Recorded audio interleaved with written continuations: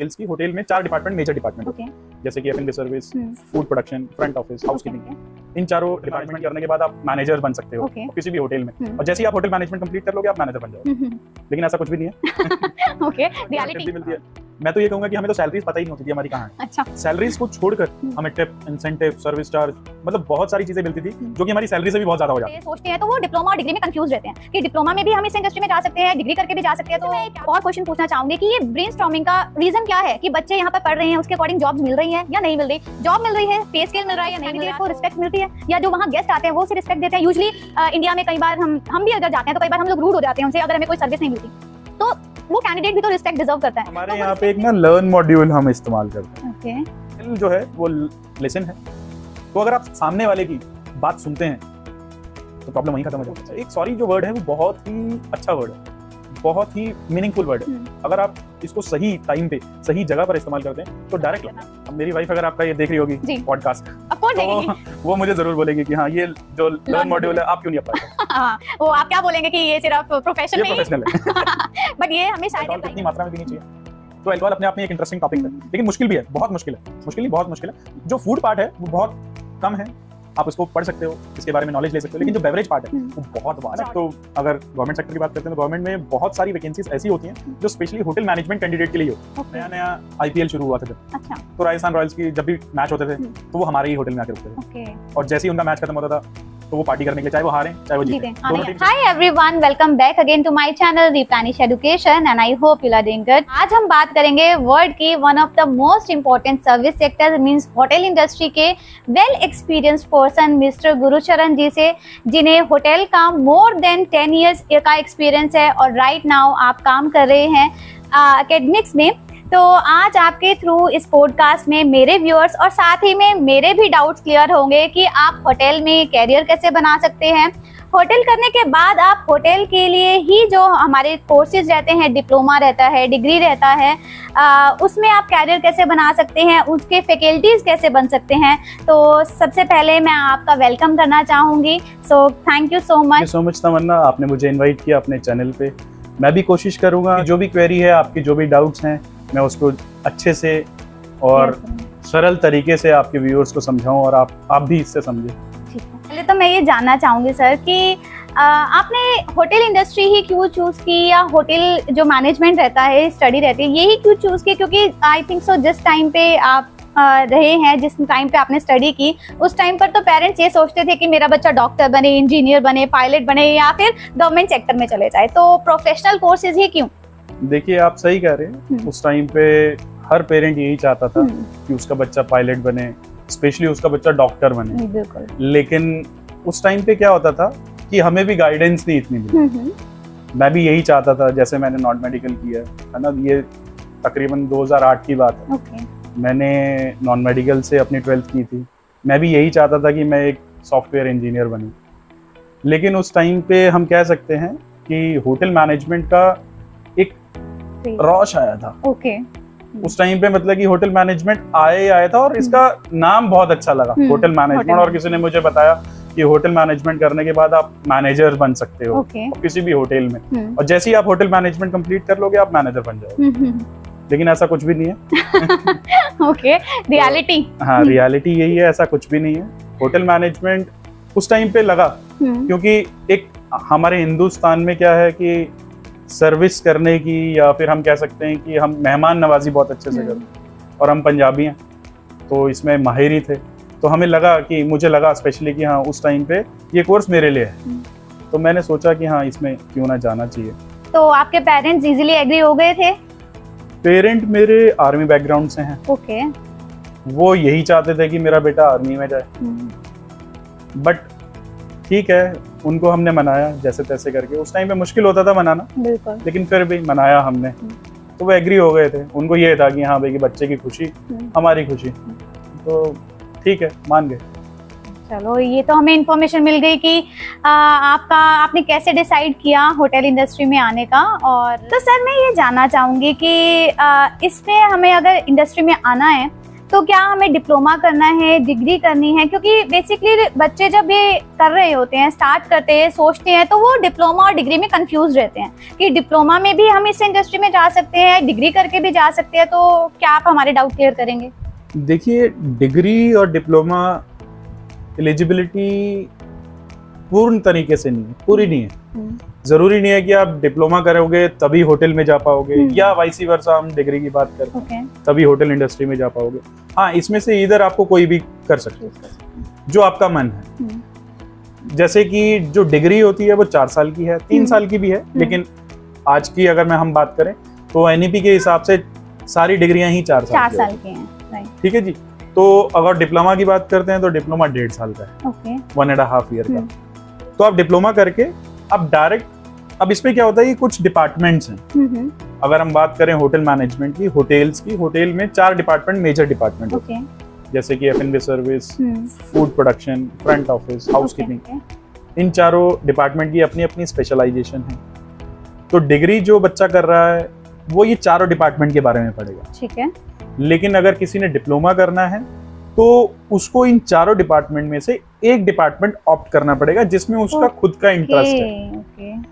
तो एक तरह से बच्चे को जल्दी अपनी स्टडी खत्म करनी है और अपना ही उसको पता है कि हाँ मैंने फूड प्रोडक्शन में जाना है, शेफ बनना है, तो वो फूड प्रोडक्शन कर सकता है। ओके, तो ये मेजर डिफरेंस है डिप्लोमा और डिग्री का कि डिप्लोमा में तो आप एक स्पेसिफिक फील्ड की ही स्टडी कर रहे हो जो आपने चूज किया है, बट डिग्री में क्या रहेगा, आप 4 चीज चूज करेंगे, उसके बाद आप फर्दर अपना चूज कर सकते हैं कि किस में आपको फूड एंड बेवरेजेस में जाना है या फ्रंट ऑफिस में जाना है। 4 मेजर डिपार्टमेंट हैं, 4 मेजर सब्जेक्ट्स हैं जिनकी आपकी स्टडी कराई जाएगी। इसके साथ और भी सब्जेक्ट्स होते हैं, अलाइड सब्जेक्ट्स हमें कह रहे हैं कि जैसे अकाउंट्स हो गया, कंप्यूटर्स हो गया। जी। तो क्या ये जब हम डिग्री की स्टडी डिग्री कर रहे हैं होटल मैनेजमेंट, राइट, तो इसमें क्या आप डिफरेंट फॉरेन लैंग्वेजेस का भी स्टडी करते हैं? देखिए, फॉरेन लैंग्वेज में सिर्फ एक लैंग्वेज आती है जो हम आम तौर पर बच्चों को पढ़ाते हैं, सिखाते हैं, जो कि फ्रेंच लैंग्वेज होती है। फ्रेंच में हम सिर्फ उसके बेसिक टर्मिनोलॉजी, बेसिक हम कह सकते हैं कि अल्फाबेट्स, इन सब के बारे में हम बताते हैं। तो इसमें ये जरूरी नहीं है कि बच्चे को फ्रेंच आनी ही चाहिए, लेकिन हाँ एटलीस्ट वो जब फ्रेंच टर्म्स पढ़े तो उसको ये पता लग जाए कि वो हम किस चीज के बारे में बात कर रहे हैं। हमें ये नहीं है कि वो फ्लुएंसी फ्रेंच बात करे। तो लैंग्वेजेस बेसिकली आपने बोला कि इंग्लिश तो चलो हमारा है ही, स्टार्टिंग से हम पढ़ लिख रहे हैं, तो साथ ही में आप ये फ्रेंच लैंग्वेज हम लोग बेसिकली सीख पाते हैं during study, during degree. Diploma में भी सीखने को मिलता है? नहीं, डिप्लोमा में नहीं। डिप्लोमा एक तरह से स्किल्ड बेस हो गया है। तो वो बच्चे को पता है कि हमने किस फील्ड में जाना है, वो डायरेक्ट उस फील्ड में चला जाता है। तो 12th के बाद आप डिप्लोमा भी कर सकते हैं, डिप्लोमा के बाद हम डिग्री भी कर सकते हैं? डिप्लोमा के बाद आप डिग्री भी कर सकते हैं। आजकल बहुत सारी प्राइवेट यूनिवर्सिटीज हैं जो इसमें की लेटरल कोर्सेज चालू हो रखे हैं। अगर आप डिप्लोमा कर लेते हैं तो आप डायरेक्ट 2nd ईयर में आप एडमिशन ले सकते हैं अगर आपने 12th कर रखी है। काफी सारे इंस्टीट्यूशंस हैं, जैसे सरकारी गवर्नमेंट इंस्टीट्यूशंस होते हैं, वो 10th के बाद ही डिप्लोमा करवा देते हैं। लेकिन आजकल यूनिवर्सिटीज ने एक कर दिया है, अपना बेस सेट कर दिया है कि क्राइटेरिया सेट कर दिया, जिसे हम कह सकते हैं कि वो 12th के बाद ही डिप्लोमा करे। अगर डिप्लोमा के बाद बच्चे को लगता है कि मुझे और पढ़ना है, मेरी डिग्री कंप्लीट कर लूं, तो वो बच्चा डायरेक्ट लेटरल एंट्री से 2nd ईयर में भी एडमिशन ले सकता है। ओके। तो डिग्री डिप्लोमा का डाउट तो आपके थ्रू क्लियर हो गया। तो आई थिंक सो जब आपने ये डिसाइड किया होटल मैनेजमेंट करने का, तो आई थिंक सो उस टाइम पे फॉरेन का भी क्रेज था कि हाँ इसमें जाने को मिलेगा, फॉरेन टूर रहेंगे। तो क्या रियलिटी में ये होता है कि ड्यूरिंग स्टडी या आफ्टर स्टडी जब आप जॉब करें तो फॉरेन टूर के क्या चांसेस रहते हैं? देखिए, हम ये कह सकते हैं कि जो बच्चा आज की डेट में होटल मैनेजमेंट कोर्स में आया है तो वो 90% बाहर जाने के लिए है। तो होटल मैनेजमेंट आज की डेट में एक शॉर्टकट है बाहर जाने का, एक बहुत ही अच्छा स्कोप है, स्कोप कह सकते हैं, शॉर्टकट नहीं कहेंगे, एक स्कोप है बाहर जाने का, है ना। बच्चे को आप देखा होगा आप लोगों ने आमतौर पर कि अगर बच्चा, लेट सपोज हम बात करते हैं इंजीनियरिंग की, हम किसी और कोर्स की बात कर लेते हैं और बच्चा बाहर चला जाता है, तो आप जब उनसे बात करते हैं तो वो बोलता है कि मैं पार्ट टाइम जॉब कर रहा हूँ। तो आउट ऑफ 100 90 बच्चे होटल या किसी कैफे में, रेस्टोरेंट में ही जॉब कर रहे हैं। लेकिन अगर आप ये मानिए कि अगर बच्चे ने ऑलरेडी होटल मैनेजमेंट कर रखी है और वो बाहर जाके किसी कैफे में काम करता है, किसी आउटलेट में काम करता है, फूड इंडस्ट्री में काम करता है, तो उसकी प्रेफरेंस ज्यादा होगी। तो हम कह सकते हैं कि हाँ भाई कि बच्चे को बाहर जाने का स्कोप हो जाता है, लेकिन काफी सारे इंस्टीट्यूशंस ऐसे हैं जो 2+2 डिग्री चला देते हैं। 2+2 मतलब कि 2 साल इंडिया में कर लिया, 2 साल बाहर कोलैबोरेशन हो रखा होता है किसी यूनिवर्सिटी से, तो 2 साल के लिए बच्चे को बाहर भेज देते हैं। लेकिन हाँ, इसके एक्स्ट्रा चार्जेस होते हैं। तो हमारे हिंदुस्तान में ये मान्यता है कि अतिथि देवो भव, ये टर्म हमें बचपन से सिखाई जाती है, राइट?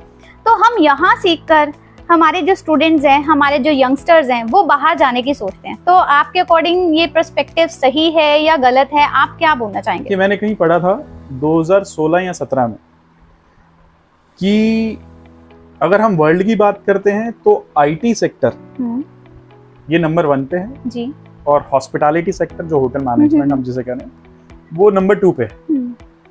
लेकिन अगर हम सिर्फ हिंदुस्तान की बात करें, आईटी सेक्टर नंबर 2 पे है और नंबर 1 पे हॉस्पिटैलिटी सेक्टर जी।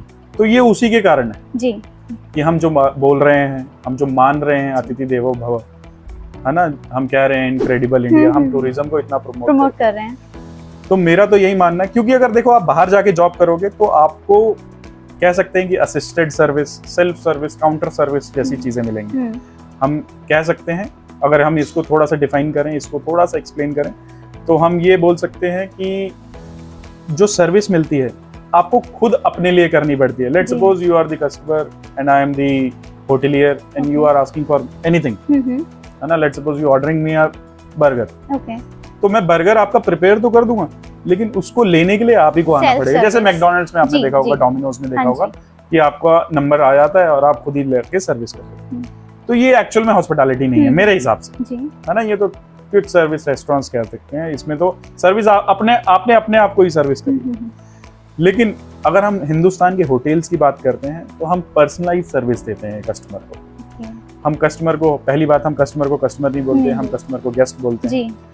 और गेस्ट को हम कभी भी डायरेक्ट स्ट्रेट अवे ना नहीं करते हैं। यहाँ पे अगर गेस्ट ने कुछ मांग भी लिया तो हम कोशिश करेंगे कि वो दे दें, अगर हमारे बस में है तो। अगर नहीं है तो भी हम उनसे माफी मांग के हम बोल देते हैं कि नहीं हम नहीं कर सकते। तो यहाँ पे यही है। तो मैं यही कहूंगा कि हाँ, कि एटलीस्ट आपको 2 साल हिंदुस्तान में रहकर जॉब करनी चाहिए, है ना। आपकी जो स्किल्स हैं वो बहुत ही अच्छे तरीके से पॉलिश्ड हो जाएंगी, एनहांस हो जाएंगी, है ना। बाहर जाके आप इतना नहीं सीख सकते हो। बाहर जाके आपको बहुत रिलैक्सेशन मिल जाता है, लेकिन हिंदुस्तान में आपको स्किल सीखने को मिलती है। तो आपके अकॉर्डिंग आप यही हमारे यंगस्टर्स को बोलना चाहेंगे कि आप यहीं पर पढ़े हैं तो यहीं पर काम करें।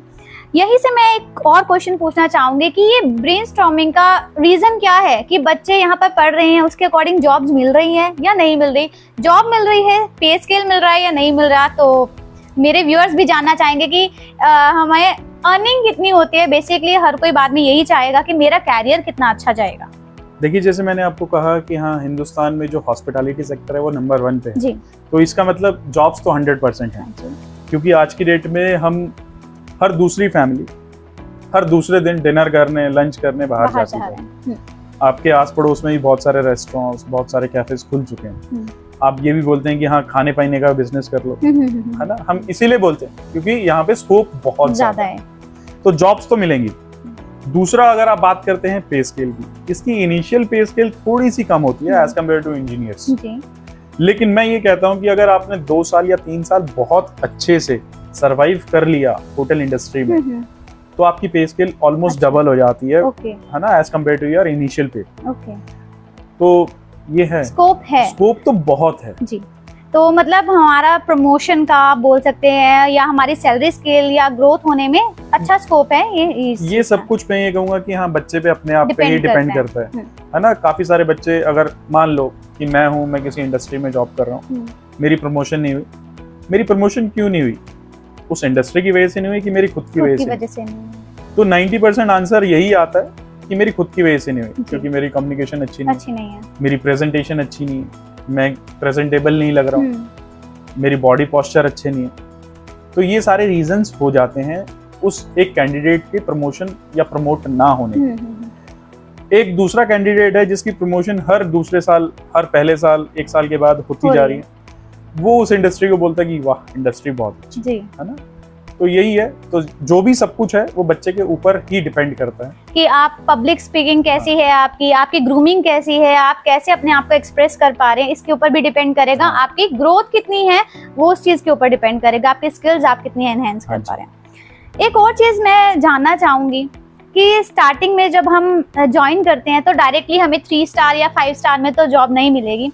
तो अभी हम अगर छोटे रेस्टोरेंट से या छोटे होटल से हम लोग स्टार्ट करते हैं तो वहाँ पर उस कैंडिडेट को रिस्पेक्ट मिलती है, या जो वहाँ गेस्ट आते हैं वो उसे रिस्पेक्ट देते हैं? यूजुअली इंडिया में कई बार हम भी अगर जाते हैं तो कई बार हम लोग रूड हो जाते हैं उनसे, अगर हमें कोई सर्विस नहीं मिलती। तो वो कैंडिडेट भी तो रिस्पेक्ट डिजर्व करता है, तो वो रिस्पेक्ट मिलती है। और इन केस मैं जा रही हूँ मान लो कि होटल में और मैंने गुस्सा कर दिया, तो आप उस चीज को कैसे हैंडल करते हैं?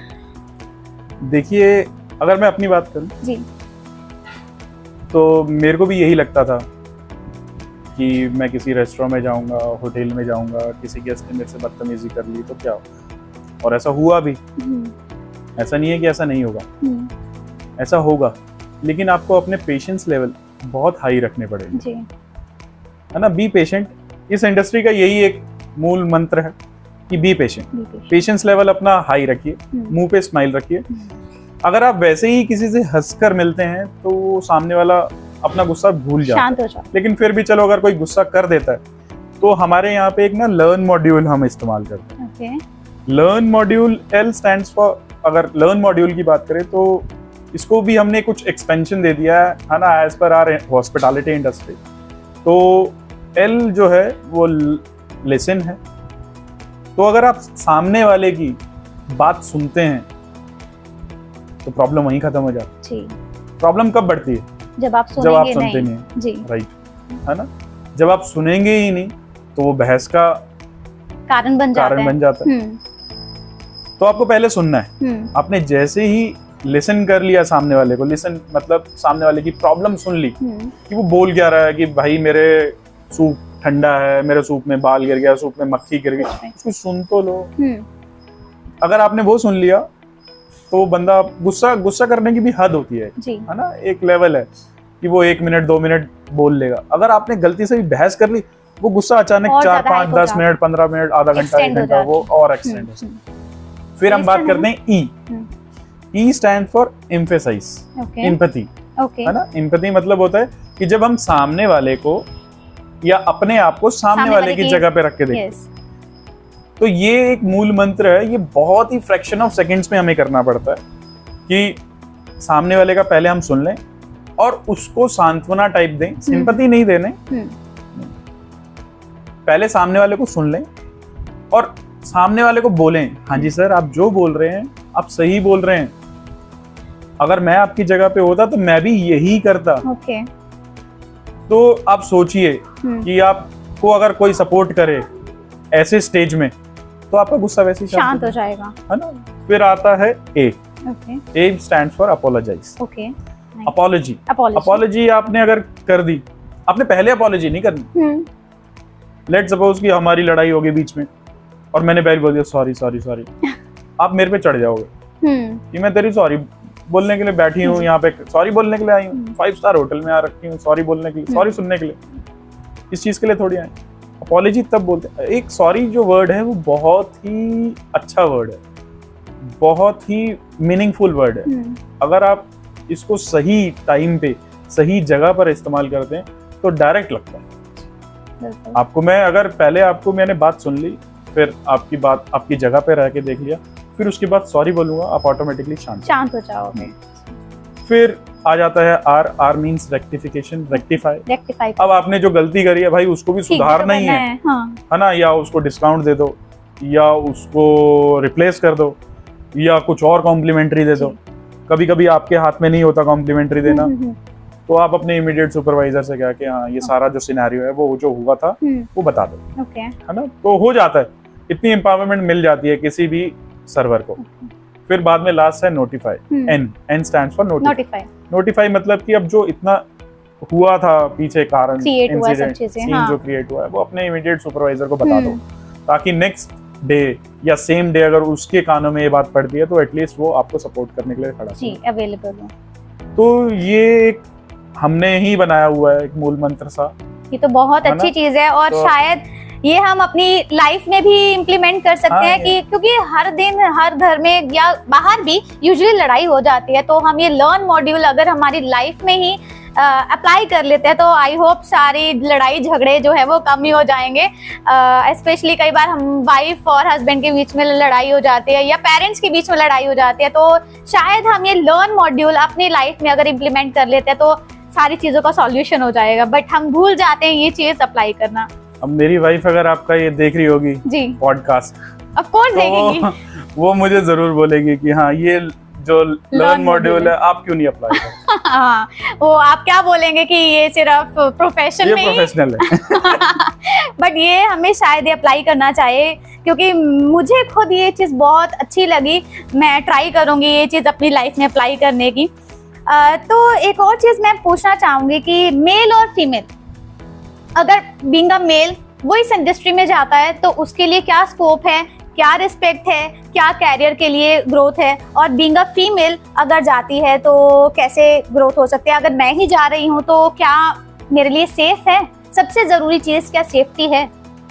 देखिए मेल फीमेल का तो कोई डिस्क्रिमिनेट ही नहीं है इसमें, लेकिन फिर भी अगर चलो आप पूछ रहे हो तो मैं यही बोलूँगा कि मेल्स की रेशियो बहुत ज़्यादा हो जाती है, तो इसलिए उनके प्रमोशंस में भी दिक्कत हो सकती है। ओके। दिक्कत तो नहीं कहेंगे, लेकिन हाँ प्रमोशन जो है वो स्लो एंड स्टडी सा हो जाता है ना, क्योंकि कंपटीशन बहुत है। अब फीमेल्स, आपको पता है फीमेल्स क्यों रखी जाती हैं, क्यों हायर की जाती हैं। फीमेल्स एक तो बहुत ही अच्छे से मेंटेन कर लेती हैं चीज को, सिचुएशन को हैंडल कर लेती हैं, है ना। दूसरा उनकी जो वॉइस होती है वो प्लेजेंट वॉइस होती है ना, as compare to males. Males की थोड़ी सी हार्श हो जाती है, लेकिन हम बहुत कोशिश करते हैं कि हम अपनी वॉइस को कंट्रोल्ड रखें, प्लेजेंट रखें, सामने वाले को अच्छी लगे, लेकिन हम फीमेल्स का मुकाबला नहीं कर सकते इस चीज में स्पेशली। तो फीमेल्स के लिए भी स्कोप बहुत अच्छा है क्योंकि कंपटीशन कम हो गया, और मेल्स के लिए भी अच्छा है, लेकिन हाँ कंपटीशन थोड़ा सा ज्यादा है। तो एज पर अगर हम सेफ्टी के बारे में बात करें, क्या पेरेंट्स एग्री हो जाते हैं फीमेल को भी इस सेक्टर में भेजने के लिए? हाँ, आप देखोगे, आपने देखा भी होगा, जैसे मास्टर शेफ में आप देखोगे फीमेल शेफ्स हैं, आज की डेट में बहुत रिनाउंड शेफ्स हैं, रिनाउंड सर्वर्स हैं, जीएम इवन आजकल आप फीमेल मिलती हैं। तो फीमेल के लिए सेफ्टी तो है ही, क्योंकि आप किसी भी इंडस्ट्री में जाएंगे तो वो पहले सेफ्टी के ऊपर ही काम करते हैं। एक तो देखो जी, उनसे नाइट शिफ्ट नहीं कराते, तो यही अपने आप में एक सेफ्टी है, ठीक है। दूसरा सिक्योरिटी होती है होटल में, ना 24/7 कैमरास होते हैं, तो सेफ ही है। तो मतलब ऐसा नहीं है कि फीमेल के लिए ये सेक्टर नहीं है, ऑफ कोर्स फीमेल के लिए भी है, और उनके लिए बहुत अच्छा चांस है इसमें ग्रो करने के लिए। जैसा आपने बताया कि मेल के कंपैरिजन में फीमेल को ज्यादा बूम मिल सकता है या ज्यादा स्कोप होता है क्योंकि कंपटीशन कम रहेगा। सर, ड्यूरिंग स्टडीज क्या हमें फर्स्ट एड टीच किया जाता है? हाँ जी, देखो जैसे कि मैंने आपको बताया था कि है ना, हमारे 4 डिपार्टमेंट के बारे में हमें पढ़ाया जाता है, तो उसमें से एक डिपार्टमेंट जो कि थोड़ा सा जिसमें हम कह सकते हैं कि एक्सीडेंटल चांसेस ज्यादा हैं, वो फूड प्रोडक्शन है, किचन है ना। किचन में जैसे हम शार्प चीजों का इस्तेमाल करते हैं, नाइफ हो गए, फोक हो गया, कार्विंग नाइफ हो गया, तो इसका इस्तेमाल ज्यादा रहता है, तो बच्चे को वहां पे लगती रहती है। तो हमें इवन यही इंडिकेट किया जाता है कि आपको फर्स्ट एड बॉक्स अपने किचन में रखना है, जरूरी है, कंपलसरी है। साइड बाय साइड फिर हम हाउसकीपिंग के बारे में पढ़ लेते हैं, तो हाउसकीपिंग में भी थोड़े से चांसेस होते हैं, तो इसका मतलब सारे डिपार्टमेंट्स में हमें फर्स्ट एड बॉक्स रखा जाता है, तो इसकी बेसिक नॉलेज दी जाती है ड्यूरिंग द स्टडीज। आपने जब स्टडी किया तो आपने कौन सा डिपार्टमेंट चूज किया था? स्टार्टिंग में तो हमें सारा पढ़ाएगा जी, है ना, तो मुझे भी नहीं पता था कि होटल मैनेजमेंट एक्चुअल में होता क्या है। क्या ये डिफिकल्ट होता है स्टडी? नहीं, एक्चुअली हम कह सकते हैं कि हाँ, ये एकमात्र कोर्स ऐसा है जो बहुत इजी है। अच्छा, हाँ, ठीक है, तो बहुत इजी है, प्लस इसमें जो प्रैक्टिकल नॉलेज 70% दी जाती है, और जो थ्योरेटिकली नॉलेज है वो 30%। तो 70-30 का रेशियो है। तो अगर मान लो कि कोई भी चीज आपको प्रैक्टिकली सिखाई जाए, है ना, स्किल बेस्ड है, तो ये प्रैक्टिकली सिखाई जाए तो आप ज्यादा अच्छे से सीख पाते हो एज कम्पेयर टू अगर आपको किताबी ही ज्ञान दिया जाए। तो अगर मैं अपनी बात करूं तो मुझे नहीं पता था कि मैं कौन से डिपार्टमेंट में जाऊंगा, लेकिन हाँ जो आज की डेट में बच्चे बहुत अवेयर हो चुके हैं। हमें नहीं उस टाइम पे पता था कि होटल मैनेजमेंट में क्या करना है क्या नहीं करना, लेकिन आज की डेट में अगर बच्चा होटल मैनेजमेंट ज्वाइन कर रहा है तो वो 90% ये सोच के आता है कि मैं शेफ बनूंगा। ओके, शेफ, किचन उसका अच्छा। मतलब कि मेजर डिपार्टमेंट रहेगा। लेकिन जब वो होटल मैनेजमेंट करता है, होटल मैनेजमेंट में बारे में पढ़ता है, अपनी इंडस्ट्रियल ट्रेनिंग कंप्लीट करता है होटल में जाके, तब उसे समझ में आता है कि नहीं यार एक्चुअली मैं शेफ नहीं, मैं ये भी बन सकता हूँ, ये भी बन सकता हूँ, ये भी बन सकता हूँ। उसके पास स्कोप बहुत हो जाता है, स्कोप बढ़ जाते हैं। तो जो मेरा F&B सर्विस था। F&B stands for food and beverage, है ना, खाना और पीना, खाने और पीने का डिपार्टमेंट। तो हम खाने और पीने का डिपार्टमेंट में हम खुद नहीं खाते, हम खिलाते हैं। तो मतलब कि इसके बारे में हमें नॉलेज ही आती है कि फूड कैसे बनता है, कैसे सर्व होता है, क्या उसका टेस्ट रहेगा, क्या उसका कलर रहना चाहिए, क्या उसका टेम्परेचर रहना चाहिए, एप्रोप्रिएट टेम्परेचर क्या है, कौन से बर्तन में सर्व होगा, कैसे सर्व होगा, सर्विंग स्टाइल्स हमें सिखाया जाता है। तो फिर धीरे धीरे पता लगा कि अच्छा इसमें तो अल्कोहल के बारे में पढ़ाया जाता है, अल्कोहल बनती कैसे, अल्कोहल को पिलाते कैसे हैं, अल्कोहल किसके साथ अच्छी रहेगी, अल्कोहल कितनी मात्रा में पीनी चाहिए। तो अल्कोहल अपने आप में एक इंटरेस्टिंग टॉपिक है, लेकिन मुश्किल भी है, बहुत मुश्किल है, मुश्किल नहीं बहुत मुश्किल है। जो फूड पार्ट है वो बहुत कम है, आप उसको पढ़ सकते हो, इसके बारे में नॉलेज ले सकते हो, लेकिन जो बेवरेज पार्ट है वो बहुत वास्ट, ब्रॉड है। मतलब मैं अगर अपनी बात करूं तो मुझे भी इतनी नॉलेज नहीं है ना। अगर मैं 100% बेवरेज की बात करें तो मुझे भी 60-70% ही नॉलेज होगी, 30% अभी मुझे ये भी नहीं पता होगा कि इसमें कौन सी चीज नहीं है, कौन सी चीज पुरानी है। मतलब बहुत वास्ट है।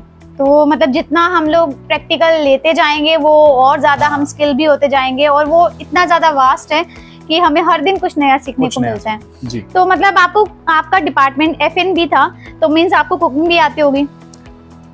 ये एक मिथ है। अच्छा। ये जितने भी पेरेंट्स हैं, जितने भी घर वाले हैं, अगर उनके बच्चे ने होटल मैनेजमेंट कर लिया, उनके रिश्तेदार स्पेशली, या तूने होटल मैनेजमेंट किया है, कुछ बना के खिला। हमें सिर्फ मैगी के अलावा कुछ नहीं आता। अच्छा। नहीं ऐसा नहीं है, मैं बहुत सारी चीजें बना लेता हूँ एक्चुअली, लेकिन जो एक बीवी बना सकती है, एक माँ बना सकती है, उनसे अच्छा नहीं बना सकती जी।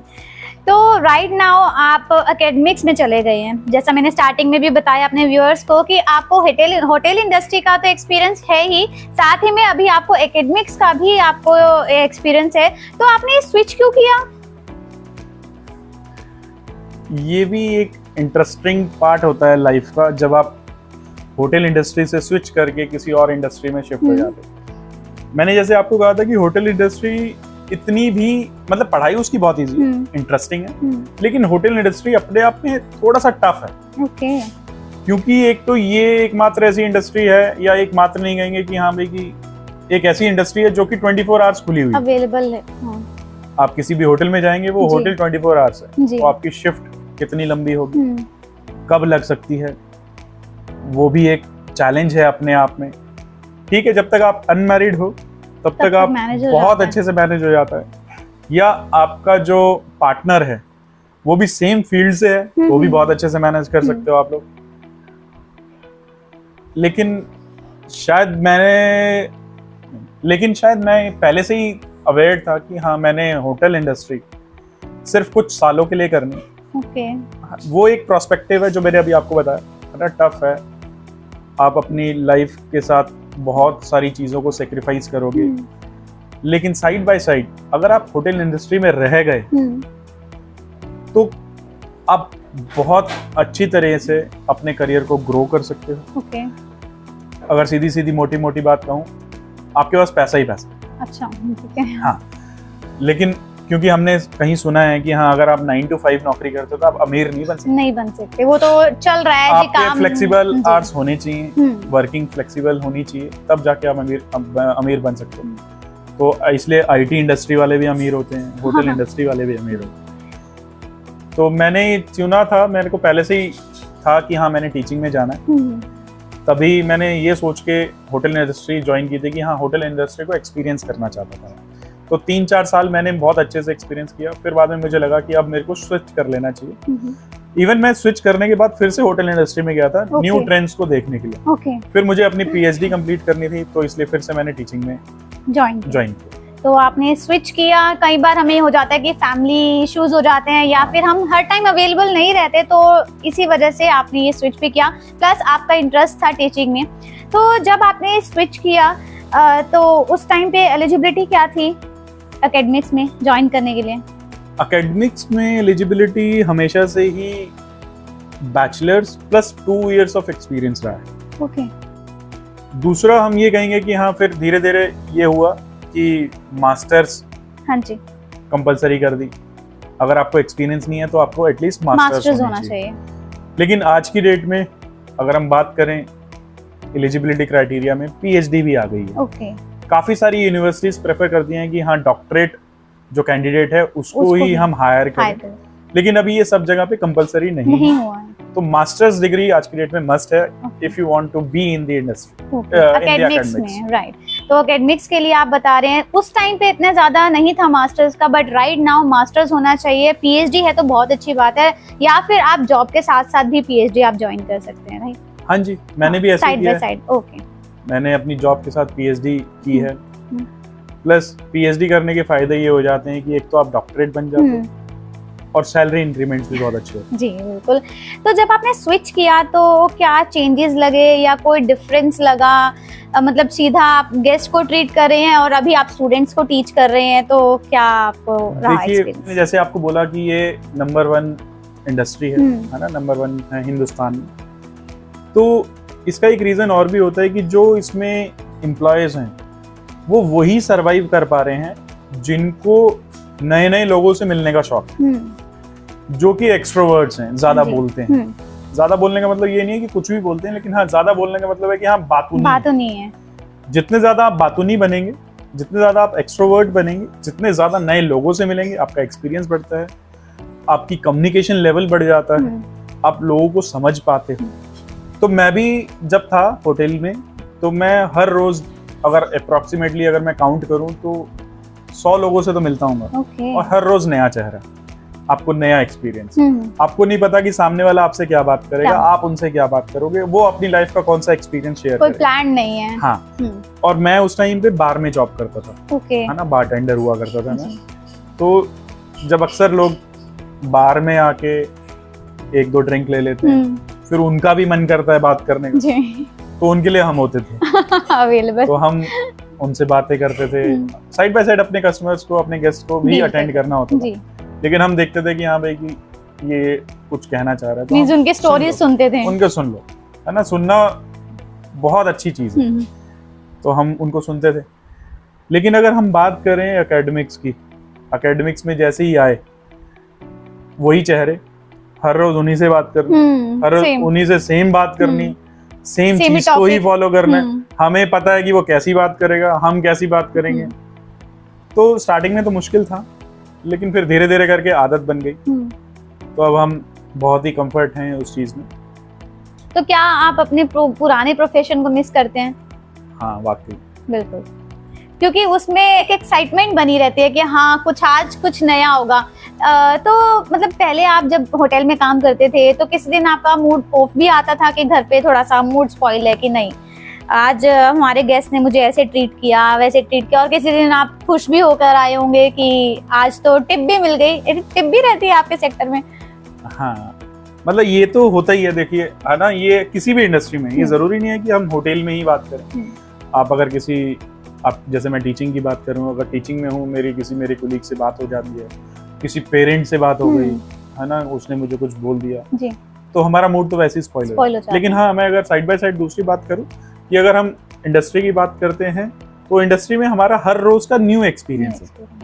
प्लस जैसे आपने कहा कि हाँ टिप भी मिलती है, मैं तो ये कहूंगा कि हमें तो सैलरीज पता ही नहीं होती थी हमारी कहाँ है। अच्छा। सैलरीज को छोड़कर हमें टिप, इंसेंटिव, सर्विस चार्ज, मतलब बहुत सारी चीजें मिलती थी जो कि हमारी सैलरी से भी बहुत ज्यादा हो जाती थी। तो ये भी एक मजा है उस टाइम पे, है ना। हम न्यू कमर्स थे, हमें पैसा ही पैसा दिखता था, हम अपनी चीजों को एंजॉय कर लेते थे, हमें जो खरीदना है, जो पहनना है, जहाँ घूमना है, हम वहाँ चले जाते हैं। तो अभी अगर आप एकेडमिक्स में हो तो यहाँ पर सैलरी स्केल आपका कैसा है? क्या ये यूजीसी नॉर्म्स के अकॉर्डिंग है? मैं फिर वही चीज को दोहराना चाहूंगा, अगर आपके वर्किंग आवर फ्लेक्सिबल हैं तो आप अमीर बन सकते हो। अगर आप 9 to 5 की नौकरी कर रहे हो तो सैलरी भी लिमिटेशन हो जाती है, सैलरी रिस्ट्रिक्टेड हो जाती है। बट ये है कि हाँ कि कंफर्ट है, at least you are with your family, है ना। तो प्राइवेट यूनिवर्सिटी यूजीसी नॉर्म्स के अकॉर्डिंग स्किल देती है? नहीं, ऐसा नहीं है, मतलब डिपेंड करता है नेगोशिएशन के ऊपर, डिपेंड करता है आपके एक्सपीरियंस के ऊपर। आपके एक्सपीरियंस के ऊपर। आप आज की डेट में रिसर्च बहुत चली हुई है, आपके रिसर्च पेपर कितने हैं और वो किस में छपे हुए हैं, पब्लिश्ड कौन सी जर्नल में है, वो सारी चीजें मैटर करती हैं सैलरी नेगोशिएट करने में। तो अभी आप टीच कर रहे हैं, तो जैसा आपने मुझे पहले बताया कि होटल मैनेजमेंट में 70% प्रैक्टिकल है और 30% आपका थ्योरी रहेगा। सो मींस आप अभी भी अपने स्टूडेंट्स को प्रैक्टिकल नॉलेज देते होंगे या फील्ड विजिट कराते होंगे, राइट? हाँ, ये तो बहुत जरूरी है एक्चुअली। अगर हम नए बच्चों की बात करें तो उनको प्रैक्टिकली हमें डेमोन्स्ट्रेट करके दिखाना पड़ता है।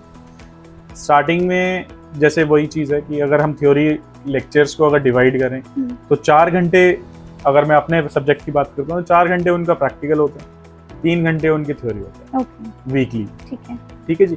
प्लस उनको हमें फील्ड विजिट भी करवानी पड़ती है, तो हमें बहुत सारे होटल्स से टाई अप करके रखना पड़ता है, उनसे डेट्स लेनी पड़ती हैं कि हम अपने बच्चों को लेके आएंगे, आप प्लीज एक्सप्लेन कर देना अपने होटल के बारे में, होटल दिखा देना, स्पेशल एमिनिटीज, स्पेशल सर्विसेज, वो सारी चीजें दिखा दोगे। इससे क्या होता है कि बच्चे की मोटिवेशन बढ़ती है, बच्चे को पता लग जाता है कि हाँ मैंने कल कौन सी फील्ड में जाना है, मैं जब कल जाऊंगा तो मैं किस स्टैंडर्ड के होटल में जाना चाहूंगा, है ना। और प्लस बच्चे को ये नहीं होता कि हाँ जो हमारे कॉलेज, क्योंकि कॉलेज में तो रिसोर्सेज लिमिटेड है, लेकिन अगर हम किसी 5 स्टार होटल की बात करते हैं तो उसमें रिसोर्सेज बहुत ज्यादा और उनको अपने आप को अपग्रेड करके रखना पड़ता है ना। हम जैसे अपने घर में बात करें, एक झाड़ू खरीद लिया तो हम उसी से ही 10 साल 15 साल चला रहे हैं, लेकिन अगर हम बात करते हैं होटल की तो वो अपने मॉप को भी अपग्रेड करके रखते हैं, अपने ब्रूम्स को भी अपग्रेड करके रखते हैं। तो बच्चे को पता लगता रहता है कि हाँ मार्केट में क्या नया चल रहा है और किस चीज का अल्टरनेट क्या है। Very nice. और एक और चीज मैं पूछना चाहूंगी कि जब आप स्टडी करते हैं तो यूनिवर्सिटीज अच्छी जगह प्लेसमेंट कराते हैं? देखिए, यूनिवर्सिटीज का तो काम ही है प्लेसमेंट कराना, है ना।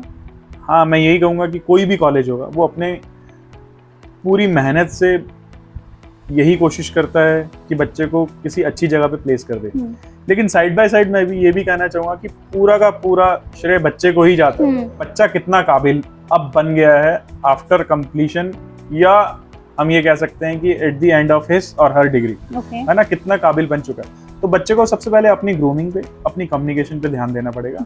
साइड बाय साइड जिस वो सेक्टर में जाना चाह रहा है, जिस वो डिपार्टमेंट में जाना चाह रहा है, उसकी पूर्ण तरीके से नॉलेज ले ले, फिर उसको इंटरव्यू में कोई नहीं हरा सकता, है ना। फिर वो जिस सिटी में कहेगा, जिस जगह पे कहेगा, इंस्टीट्यूट उसकी प्लेसमेंट करवा देगा, क्योंकि इंस्टीट्यूट भी उसी बच्चे के लिए नहीं, बस करा दे। तो मींस प्लेसमेंट के लिए आपकी खुद की स्किल्स इतनी अच्छी होनी चाहिए, आप खुद वेल मेंटेन्ड होने चाहिए, तभी यूनिवर्सिटी भी सक्सेसफुल होती है आपकी प्लेसमेंट कराने में। हाँ। तो अब हम बढ़ते हैं हमारे लास्ट क्वेश्चन की तरफ, जिसमें आप प्लीज हमें गाइड करें कि अगर आप ये स्टडी कर रहे हैं तो मींस आप दोनों सेक्टर में जा सकते हैं। हाँ, ऑब्वियसली। ओके। अगर देखिए, हम लोग तो रोज बच्चे को आजकल एडमिशंस का दौर चल चुका है, तो एडमिशंस में हमसे बच्चे काउंसलिंग करने के लिए आ जाते हैं। काउंसलिंग हम बच्चे ही करते हैं, और स्पेशली बच्चे का यही क्वेश्चन होता है कि हम प्राइवेट सेक्टर में भी जा सकते हैं सर, ये तो हमें पता है, क्या हम गवर्नमेंट सेक्टर में जा सकते हैं? ओके। तो मैं उनको यही कहता हूँ कि होटल मैनेजमेंट एक बहुत ही अच्छा कोर्स है, क्योंकि आजकल की दुनिया में आप लगा लीजिए, आजकल की लाइफ में क्या कर रहे हैं बच्चे कि एक तरफ ही भागते हैं, कोई इंजीनियरिंग कर रहा है तो इंजीनियरिंग ही कर रहा है, कोई मेडिकल कर रहा है तो मेडिकल कर रहा है, 2 ही फील्ड रह गई। लेकिन हम होटल मैनेजमेंट की बात करें तो इट मींस हाँ, इसमें कंपटीशन कम हो गया ऑटोमेटिकली, है ना। तो अगर गवर्नमेंट सेक्टर की बात करते हैं तो गवर्नमेंट में बहुत सारी वैकेंसीज ऐसी होती हैं जो स्पेशली होटल मैनेजमेंट कैंडिडेट के लिए ही होती है। ओके। अगर मैं एग्जांपल दूं, जैसे रेलवे केटरिंग होगी, रेलवेज में नौकरी निकलती है तो केटरिंग सुपरवाइजर की जरूरत पड़ती है, तो उसकी डिग्री जो चाहिए होगी वो होटल मैनेजमेंट की होनी चाहिए। एनवीएस हो गया, नवोदय विद्यालय संगठन, उसमें केटरिंग असिस्टेंट्स की वैकेंसीज निकलती हैं, वो भी स्पेशली होटल मैनेजमेंट के लिए। जैसे आपने साई सुना होगा, SAI, sports authority of India. हाँ जी, हाँ जी। तो उसमें भी स्पेशली जो शेफ्स की जरूरत पड़ती है उनके डाइट को बनाने के लिए, वो भी स्पेशली होटल मैनेजमेंट का ही चाहिए होगा। और अगर हम बात करते हैं आर्मी की, तो आर्मी में जैसे मेडिकल में तो आपने देखा कि यहाँ डायरेक्ट डॉक्टर भर्ती हो जाते हैं, वैसे ही आर्मी में डायरेक्ट सूबेदार की भर्ती होती है, वो भी सिर्फ मेस को हैंडल करने के लिए। अच्छा। तो सूबेदार की वैकेंसी के लिए भी हमें होटल मैनेजमेंट की डिग्री चाहिए होती है, वो स्पेशली मेस के लिए होती है। और भी बहुत सारे सेक्टर्स होते हैं, मींस होटल मैनेजमेंट के बाद हो गई जैसे IIT, इसमें भी mess manager. Means hotel management के बाद ऐसा नहीं है कि आपके पास स्कोप बहुत लिमिटेड है, आप प्राइवेट सेक्टर में जा सकते हैं, आप गवर्नमेंट सेक्टर में जा सकते हैं, आप एकेडमिक्स में जा सकते हैं। हाँ, वो प्राइवेट में ही आ जाता है। जी, जी, जी। तो टीचिंग में देखिए आप गवर्नमेंट में भी जा सकते हैं और प्राइवेट में भी जा सकते हैं, लेकिन आपको अपनी एलिजिबिलिटी क्राइटेरिया आज की डेट में फुलफिल करनी पड़ेगी। मतलब एटलीस्ट आप PhD होल्डर होने चाहिए, प्लस आप किसी भी MNCs में जा सकते हो, है ना, मल्टीनेशनल कंपनीज में, उनके सेल्स एग्जीक्यूटिव बन के, सेल्स रिप्रेजेंटेटिव बन के, या HR में भी जा सकते हो। तो बहुत सारी फील्ड्स हैं जिसमें आपके लिए वैकेंसीज हैं, स्पेशली आप ही के लिए। तो होटल इंडस्ट्री में हम हर दिन कुछ नए गेस्ट से मिलते हैं, राइट? तो ऐसा कुछ चांस हुआ है कि आप कुछ सेलिब्रिटीज से मिले हो और उन्होंने भी क्या आप तक कुछ स्टोरी सुना दी हो, या बहुत अच्छे से ट्रीट किया हो, या गुस्से से ट्रीट किया हो? क्या कोई स्टोरी है उनसे रिलेटेड? नहीं, गुस्से से तो नहीं, क्योंकि वो सेलिब्रिटीज हैं, मोस्टली वो नरमी से ही पेश आते हैं। हाँ, मैं तो मतलब मुझे अब याद भी नहीं कि मैं कितनों से मिल चुका हूँ, कितनों से नहीं। स्पेशली मैंने जब ज्वाइन किया था जयपुर मैरियट होटल में मैंने जॉब की थी, वहाँ पे मैं बारटेंडर था। तो वहाँ पे नया IPL शुरू हुआ था जब। अच्छा। तो राजस्थान रॉयल्स की जब भी मैच होते थे तो वो हमारे ही होटल में आके रुकते थे। ओके। और जैसे ही उनका मैच खत्म होता था तो वो पार्टी करने के लिए, चाहे वो हारे चाहे वो जीते, दोनों टीम्स एक साथ आती थी, पार्टी करती थी। तो वो भी सेलिब्रिटीज हैं। तो ऑलमोस्ट सारी IPL की टीम से मिले हुए हैं। फिर आपको नहीं पता लगता, क्योंकि अब जयपुर एक हेरिटेज सिटी है ना, तो वहाँ पे शूटिंग्स बहुत होती हैं। तो आपको नहीं पता लगेगा कि किस मूवी की शूटिंग चल रही है। मोस्टली हमारा जो होटल का बेनिफिट क्या था कि वो एयरपोर्ट के साथ ही था, तो मतलब कि 90% चांसेस किसी भी सेलिब्रिटी के होते थे, वो वहीं पे आके रुकते। तो सेलिब्रिटी तो मतलब कि आम हो चुके थे हमारे लिए भी आम हो चुके थे। लेकिन नहीं, बाकी बहुत अच्छा लगता था कि हाँ, जिसको हम टीवी पे देखते हैं और उसको हम सामने हम खुद खिला रहे हैं, खुद पिला रहे हैं। तो जैसे अभिषेक बच्चन से मिला, है ना, वाकई जो उनकी पर्सनालिटी टीवी पे है और जो सामने है उसमें फार डिफरेंस है ना। अभिषेक बच्चन उसके ओनर थे पिंक पैंथर के, जब प्रो कबड्डी चलता था। तो वो उनका शायद वो फर्स्ट सीजन जीते थे, तो वो मैरियट में ही रुकते थे, तो पार्टी करने के लिए यहाँ पे आए। तो वाकई जो उनका कैरेक्टर है हम टीवी में नहीं समझ सकते जितना हमने सामने से देख पाते हैं। मींस रियलिटी में कुछ और है और टीवी पे हम लोग सिर्फ एक्टिंग ही कर रहे होते हैं। ठीक है, nice. So sir, thank you so much, आपने अपना कीमती टाइम हमें दिया, हमारे व्यूअर्स को दिया। एंड व्यूअर्स, आई होप आपकी क्वेरीज जो है वो क्लियर हुई होंगी। अगर इसके अलावा आपको कोई भी डाउट रहते हैं, कोई भी सजेशन रहते हैं, तो आप कमेंट बॉक्स में मेंशन कर सकते हैं। मैं ट्राई करूंगी क्वेरीज रिजॉल्व करने की। सो thank you so much and thanks for coming. Thank you so much.